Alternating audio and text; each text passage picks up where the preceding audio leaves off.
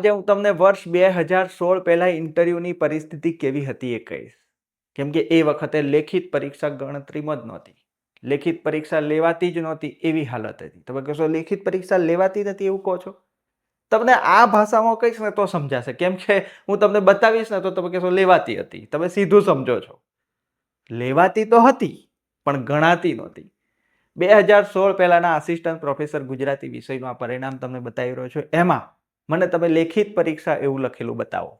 રૂબરૂ મુલાકાત લખેલું તમે જોઈ રહ્યા છો પણ લેખિત પરીક્ષા તમને ક્યાંય દેખાશે નહીં. કેમ કે લેખિત પરીક્ષામાં તમે ગમે એટલા ગુણ લાયા હોય એની ગણતરી કરવામાં આવતી નહોતી. માત્ર ઇન્ટરવ્યુના ગુણની જ ગણતરી થતી. એટલે લેખિત પરીક્ષાના ગુણ જોઈને તમારે સમજી જવાનું કે સિલેક્શન કે રિજેક્શન. આ પ્રથાને બદલી કોણે? આ પ્રથાને માનનીય ચેરમેન શ્રી દિનેશ દાસાએ બદલી. તમે આજે જાણીને કહેશો કે આ ભાઈ તો સતત જીપીએસસીના ઇન્ટરવ્યુ પ્રથા પર વિરોધમાં બોલતા આજે કેમ? શું થઈ ગયું? પણ મિત્રો, જે ઇતિહાસ છે સુધારો જેમણે કર્યો છે એમને ક્રેડિટ જાય છે.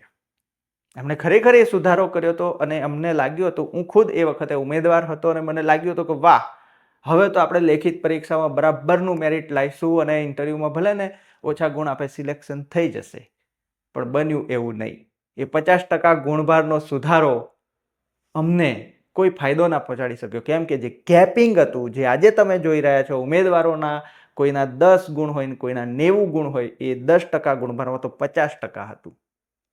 તો વિચારો કેટલું બધું ગેપિંગ થયું હશે. તો એ જો ગુણનો ગેપિંગ રહી ગયો અને જે તફાવત રહી ગયો, એમ કહેવાય સીધો પક્ષપાત નડ્યો. અને એ પુરાવા બતાવી રહ્યો છું આજે પણ. તમે જોઈ રહ્યા છો ઘણા બધા ન્યૂઝ પ્લેટફોર્મ પર ને ઘણી બધી ચેનલો પર પણ હું બતાવી રહ્યો છું કે આ જે થઈ રહ્યું છે પક્ષપાત ઇન્ટરવ્યુ પ્રથા એ બંધ થવો જોઈએ. પરંતુ એનો મતલબ એવો ના કરી શકાય કે માનનીય ચેરમેન શ્રી દિનેશ દાસા સુધારો ના કર્યો કે કશું મતલબ ના થયું. હા, હું પણ બોલ્યો છું, ઘણી જગ્યાએ બોલ્યો છું કે ભાઈ 50%નું 10 કર્યું હોત તો સારું રહેત. પણ એમણે સુધારાનો પ્રયત્ન કર્યો એ વાતને સ્વીકારવી પડે. એમનો જ એ સુધારો હતો કે જેના કારણે આપણે આજે જોઈ શકીએ છીએ કે ભાઈ અમે ઇન્ટરવ્યુમાં પાછળ રહી ગયા, લેખિતમાં આગળ હોવા છતાં પણ એવું જોઈને આપણે લડી શકીએ છીએ. એનો જે શ્રેય છે એ માનનીય ચેરમેન શ્રી દિનેશ દાસા સાહેબને જવો જોઈએ. કેમ કે એમણે સુધારો ના કર્યો હોત તો કદાચ હજી પણ ઇન્ટરવ્યુ એ જ સ્થિતિમાં ચાલતા હોત. સીધી ભરતીની વાત આવે છે ત્યારે ઘણી બધી એમાં કાયદાકીય ગૂંચવણો જોડી દેવામાં આવતી હોય, પણ એનો મતલબ એ પણ નથી કે આપણે ઇન્ટરવ્યુમાં બદલાવ ના કરી શકીએ. આટલો બધો જો તફાવત થાય છે, જીપીએસસીની અંદર ફેલ કરેલા, નાપાસ કરેલા ઉમેદવારો, રિજેક્ટ કરેલા ઉમેદવારોને યુપીએસસી પાસ કરી રહી છે. યુપીએસસીમાં સફળ થઈ રહ્યા છે, સાબિત કરી રહ્યા છે કે ભાઈ જીપીએસસી અમને ખોટી રીતે અન્યાય કરીને રિજેક્ટ કરેલા છે. ત્યારે આપણે માનનીય દિનેશ દાસા સાહેબને યાદ કરવા પડે કે એમના સમયમાં એમણે ગેપિંગ ઘટાડવાના પણ સફળ પ્રયત્નો કરેલા. એમના ઘણા બધા એવા કામો હું ગણાવી શકું કે જેમણે કેલેન્ડર સિસ્ટમ લાગુ કરી અને જે તે સમયે એ જે કેલેન્ડરમાં દર્શાવેલી તારીખોના સમય મર્યાદામાં આખી ભરતી પ્રક્રિયા પૂર્ણ કરવા સુધીના પ્રયત્નો એમના સફળ છે. એમનું સૌથી મોટું કામ એ હતું કે સોશિયલ મીડિયા પર તેઓ ઉપસ્થિત રહેતા. કોઈ પણ રાજ્યનો યુવાન એમને સવાલ કરી શકતો હતો અને કોઈ પણ રાજ્યનો યુવાન એમને સવાલ કરે તો કોશિશ કરતા હતા કે એને સંતોષકારક જવાબ આપી શકે. એટલે એવું તો ના કરી શકાય. મારાથી તો એવું ના થાય કે કોઈ પણ સારા કામ થયેલા છે તો એને હું મારી લડાઈમાં કે એમાં ભૂલીને હું એની નિંદા જ કર્યા કરું, એવો પણ હું નથી. માનનીય ચેરમેન દિનેશ દાસા સાહેબને એ બધા સુધારા કરવા બદલ આજે હું યાદ કરી રહ્યો છું. જ્યારે વ્યવસ્થા સાંભળે જ નહીં, મતલબ કે તમે ગમે એટલું દલીલો કરો, ખોટું થઈ રહ્યું બૂમા બૂમ કરો, તમને જાડી ચામડીની વ્યવસ્થા થઈ જાય અને એક તરફ એવી વ્યવસ્થા કે જે તમને સાંભળે તો તમે યાદ તો કરો જ નહીં. તો આટલી જ વાત કહીશ મિત્રો. તમને એવું લાગશે કે જયેશભાઈના આટલા બધા વિડીયો જોયા અને આજે એક એવો વિડીયો જોઈ રહ્યા છો કે જેમાં જયેશભાઈ કંઈક નવી વાત કરી રહ્યા છે. પણ મિત્રો, મારો સ્વભાવ એવો નથી.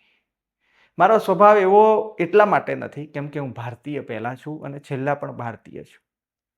કંઈક પ્રયત્નો થયા છે માનનીય ચેરમેન દિનેશ દાસા સાહેબ તરફથી, તો એ પણ હું સ્વીકારીશ. એમના જ સમયની અંદર મારી સાથે ખોટું થયું, મને અન્યાય થયો, એ નડ્યો પક્ષપાત, બધી વાત સાચી. અને 407 કેસની પણ વાત મેં કરી છે. તમામ ચેનલો પર હું બોલ્યો છું. છતાં પણ હું કહું છું કે ઘણા એવા સુધારા એમણે કરી શકાય એવા કર્યા. એટલે આજના સમયમાં જે જીપીએસસીનો પ્રશ્ન ચગ્યો છે, અનામત નીતિ લાગુ પાડવાની પણ વાત હું તમને કરીશ કે જે અનામત નીતિ લાગુ પાડો એમ કહી રહ્યા છીએ અમે, ગેપિંગ ઘટાડો એમ કહી રહ્યા છીએ અમે. એ રાજ્યના યુવાનોની અંદર થઈ રહેલો જે પક્ષપાત અમે જોઈ રહ્યા છીએ, તો અમને જે નડ્યો એ પણ અમે પાછો તાજો થાય છે. એ જે અમને જે અન્યાય નડ્યો ફરી આપણા કોઈ રાજ્યના યુવાનોને અન્યાય થતો જોઈએ તાજો થાય છે અને દુઃખ પહોંચે છે. અમને પણ દુઃખ થાય છે કે મારા રાજ્યના યુવાનો હજી પણ એ પીડા ભોગવી રહ્યા છે, મેં ભૂતકાળમાં પીડા વેઠી છે. આ લાગણી તમને હકીકતમાં ખરેખર ભારતીય બનાવતી હોય છે કે બીજાની પીડાને આપણે જોઈએ જ નહીં, આપણે અનુભવીએ. ભારત દેશમાં અનામત નીતિ લાગુ પાડવામાં કેમ આવી એમ આજે લોકો સવાલ કરી રહ્યા છીએ, ત્યારે હું તમને કહું છું કે બેટા કહેવા બદલ એક યુવાનને મારી નાખવામાં આવે છે. ઘોડા પર કેમ ચડ્યો એમ કરીને પથ્થરમારો કરવામાં આવે છે, મૂછ કેમ રાખી એમ કરીને મારવામાં આવે છે. એ દેશમાં આપણે જોઈ રહ્યા છીએ તો આપણે પણ અપરાધી જ છીએ. એટલા જ અપરાધી છીએ જેટલા એ લોકો છે. આપણે ભારતીય છીએ ભૂલીને જેટલું પણ કરીએ છીએ એ બધું આપણા દેશ વિરોધીમાં ગણાય છે. એટલે હું એક જ વાત કહીશ, અનામત નીતિનો જે ભંગ થઈ રહ્યો છે જીપીએસસીની જે ભરતી પ્રક્રિયાઓમાં, એ તાત્કાલિક અસરથી સુધારો થાય, એમાં સુધરે. એ સમયે માન્ય દિનેશ દાસા સાહેબ હતા ત્યારે પણ અમે આ રજૂઆત કરી, પણ એમનો કાર્યકાળ જે છે પૂરો થઈ ગયો હતો. હવે જેમના હાથમાં બાગડોર છે તેઓ સુધારો કરવા સક્ષમ છે, તો અમે અપીલ કરીએ છીએ કે ભાઈ જે અનામત નીતિ છે, ઓબીસી, એસટી, એસસી અને ઈડબ્લ્યુએસ, અને એ જે મેરિટ ગણવાની જે વ્યવસ્થા છે એ દરેક તબક્કે થાય. લેખિત પરીક્ષા પૂરી થાય તો પણ થાય, અને પછી જોજો તમે ઇન્ટરવ્યુમાં જે લોકો પહોંચશે એ બધા મેરિટવાળા પહોંચશે, અને ત્યારે તમે નહીં કહી શકો કે અન્યાય થયો. ત્યારે ગેપિંગ પાડશો તો ચોખ્ખું દેખાશે કે ગેપિંગ કર્યું. તો બે વસ્તુ અત્યારે સુધારી દેવી જોઈએ ઇન્ટરવ્યુ પ્રથામાં જો સુધારો કર્યો હોય તો. બાકી હવે એવી માંગ થવા જઈ રહી છે કે ભાઈ ઇન્ટરવ્યુ નાબૂદ કરી દો. અને હું તો કહું, જો એ માંગ સ્વીકારી લીધી કે ઇન્ટરવ્યુ પ્રથા નાબૂદ, તો સૌથી મોટો સુધારો થયો એમ ગણવામાં આવશે. જે રીતે પેલો 100%નું 50 કર્યું એ સુધારો અત્યારે યાદ કરી રહ્યો છું એમ ઇન્ટરવ્યુ પ્રથા નાબૂદ થાય તો લોકો એને ખૂબ ઉત્સાહપૂર્વક સ્વીકારશે, આવકારશે. પણ પછી એવું ના થવું જોઈએ મિત્રો, ઇન્ટરવ્યુ પ્રથા નાબૂદ થાય એટલે પેપર લીક કાંડ શરૂ ના થઈ જાય, એનું ધ્યાન રાખવાનું રહેશે. એટલે છેલ્લે વાત નૈતિકતા પર આવે છે કે જો તમે નૈતિક નથી, દેશ ભાવનાવાળા નથી, તો પછી બધું ખોટું ચાલ્યા જ કરવાનું છે. આ દેશને આપણે કેવો બનાવી શકીએ આપણા હાથમાં છે.